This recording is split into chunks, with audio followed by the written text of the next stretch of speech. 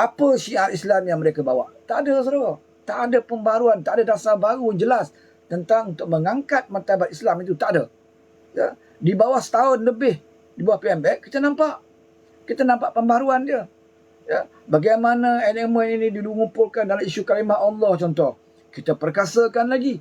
Kita tak mahu ada orang mencabar isu kalimah Allah ini, maka kita perketatkan lagi undang-undang. Ini yang kita buat dalam isu berlaku di Selangor dan juga di Kelantan baru-baru ini.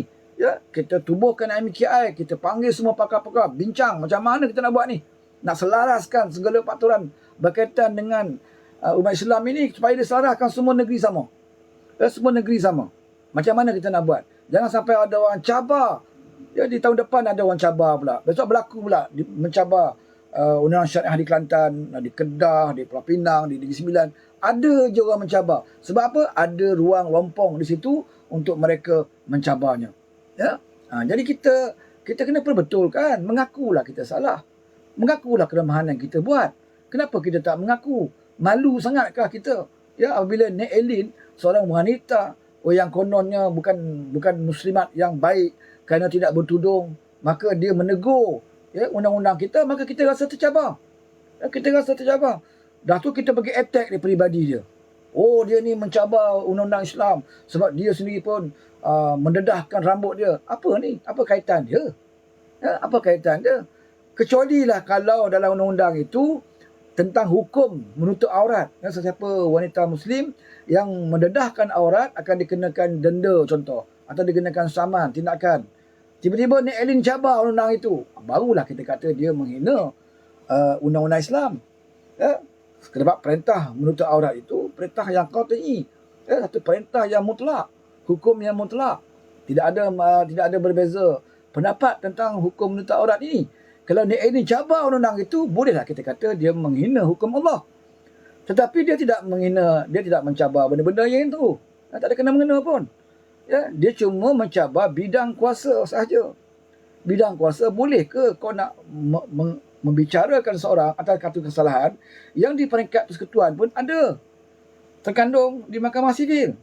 Ya, kalau dibuat juga, dia kan berlaku macam di Selangor lah. Ya, bila dia cabar ke Mahkamah Sivil, maka terbatal Mahkamah Syariah punya keputusan.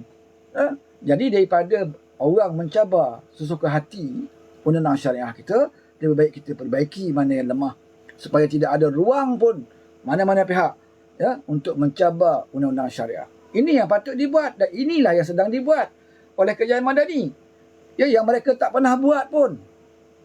Mereka tak pernah buat, saudara. Mereka hanya berkokok sekarang ini. Sampai Pak Khatib, Tok Peti pun nak berkokok juga. Ini masalah dia.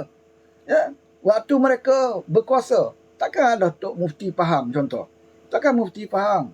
Tak faham dan tak tahu dan tak sedar bahawa isu Nek Elin ini bermula pada zaman Kerajaan Perikatan Nasional. Zaman Lebay jadi kerajaan. Nek Elin memfailkan kes ini. Dua mahkamah membicarakan kes ini ketika mereka jadi kerajaan.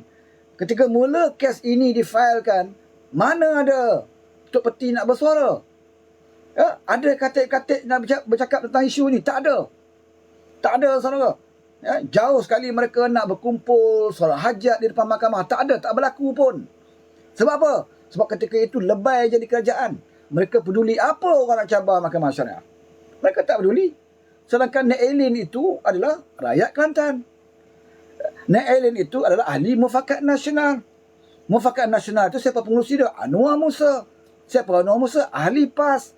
Mufakat Nasional mempunyai ramai pimpinan PAS di dalam itu. Dan Mufakat Nasional adalah gabungan pertubuhan yang pro kepada Perikatan Nasional. Nek Elin adalah salah seorang ahli dia.